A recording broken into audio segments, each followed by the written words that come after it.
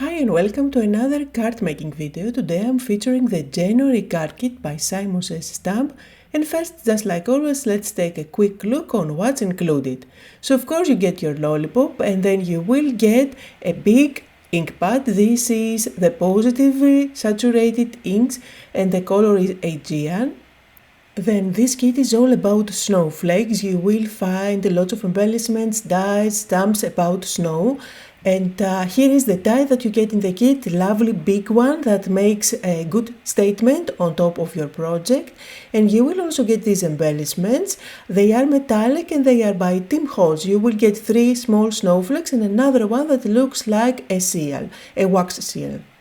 So a small envelope, and then this is a new product to me. These are 4¼ by 5½ in size, and they will cover up completely your card front. Lovely blended colors. They have that ombre look and feel, and I think they are stunning to stick on top something white because it is going to give you lots of contrast. A bag that is really handy to keep everything nice and tidy. And then here is the stamp set, a big stamp set which is full of snowflakes, so many different sizes and styles, as well as many sentiments to play with. Perfect for the upcoming season, for winter cards. And then here are the glitter papers that you get. 3 of them are stickers. These are very thin and they are stickers, you can peel them off. They are absolutely stunning and they are super flat. You cannot tell that there is glitter on top. Now this one is a little bit rough, however it doesn't come out on your fingers, so it is a great cardstock, the second one. Then you will get a white envelope, and let's take a look at the cardstock. You will get this silver one as well as 3 white card bases. Last but not least, a little bottle of glossy accents, always handy for adding some shine on your projects. So for today's card I wanted to use this gorgeous blended background, and I thought that it would be awesome to create a snowflake out of this white glitter cardstock and create a spinner card. So I did cut out twice this design, and just be very gentle as you separate it. It is an intricate design. So you can see here I have 2 snowflakes, and I am going to use my tool-in-one to make sure that I separate all the little bits and pieces. I'm going to cut out a piece of thread, and this is silver thread that I think matches perfectly with my project. And then at the back of both my snowflakes I'm going to add some adhesive. Now I'm going with the tape runner just because it is easier. You can use your white glue, or you can be smarter than me and plan ahead, so you can always use some double-sided tape behind your cardstock before cutting it out so that you can turn it into a sticker later on. In any case, that's the way I decided to go. I'm going to align my silver thread at the back, make sure that it is nice and sticky there, and then I'm going to sandwich the thread in between the snowflakes. Spinner cards are super fun to create with your dies, but you need to make sure that your die is symmetrical. So when you stick the images back to back, they're going to match perfectly. So you can do it with hearts, you can do it with stars, so many different ways. Just look into your stars and I'm sure you will find symmetrical shapes for this design to work. So here you see I am taking my time to make sure that all the snowflakes are perfectly aligned, and now my spinner element is ready.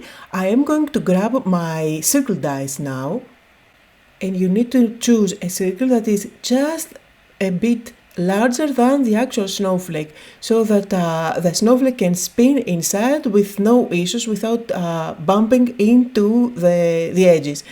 And you see I was auditioning here, trying to decide which side I want to have up or down. Now I'm going to use one of my stitched rectangle dies to create a panel, and I'm just going to run this through my die cutting machine. So here is what I have. A window where my snowflake will be spinning, as well as a little detail on the border with stitching. And now let's make the card base using cardstock from the kit. My card base is going to be 4 1/4 by 5 1/2, so I cut out lengthwise at 5 1/2 and now I'm going to score at 4 1/4. The white cardstock included in the kit is really heavy, so it really makes a great and sturdy card base. And you can see me here using my mini scoring board by Altenew, super handy for card making. And now my panel is ready. I need to make sure that I have the same circle window at my card base. For that I will temporarily secure the panel on top with low-tack tape, and then I will place on top the die so that I can run it through my die cutting machine. Of course you need to make sure that you open up the card before you cut it out. You don't want to have a window all the way through. If it didn't cut out through the white layer, run it through one more time. Now you do have the indentations and the die is going to fall in place, no problem at all. So you can see here I have my window ready. Before I stick the panel on top, I'm going to add some snow on it just by splattering some ink. I like to use calligraphy ink, it stays nice and vibrant, and it's super handy to use just by dipping a thin brush in the little pot. I know that for some people adding splatters this way can be a little bit scary since you cannot really control them. If you want to have fine splatters, make sure that you use a very fine brush like I'm doing here. The bigger the brush, the thicker the bristles, then the thicker the splatters that you will get. Now at the back of my panel I did add some foam tape all around since I want this to be raised, and to secure my snowflake I'm just going to use some double-sided tape at the back, and then I will use foam tape on top of that to make sure that this is going to stay nice and put. Of course I will use my scissors to cut off any excess string that I have so that it doesn't show. And it is really easy to put together this mechanism, the spinning mechanism, and remember that you can have anything really spinning on the center of your card. The design is clear and simple, but the interactive part of the card really makes it super fun, and I'm sure it is going to bring a smile to the recipient. So the idea behind the spinner card is to rotate your element many times before you put it inside the envelope. Just like I'm doing here. Close your card, place it inside the envelope and mail it to the recipient. The fun part is that when they open it up, it's going to start spinning. And of course, the more you rotate it before you put it inside, the bigger the effect will be. Now if you want, you can die cut a sentiment, you can stamp a sentiment on a separate piece of paper and stick it at the bottom. I'm going directly to stamp my sentiment on my card. I don't want that to be very distracting, I want it to be quite subtle, and I think I'm happy with the effect that I got. You can definitely white emboss your sentiment there, it is another great idea. I just went with chalk white ink for a very subtle look.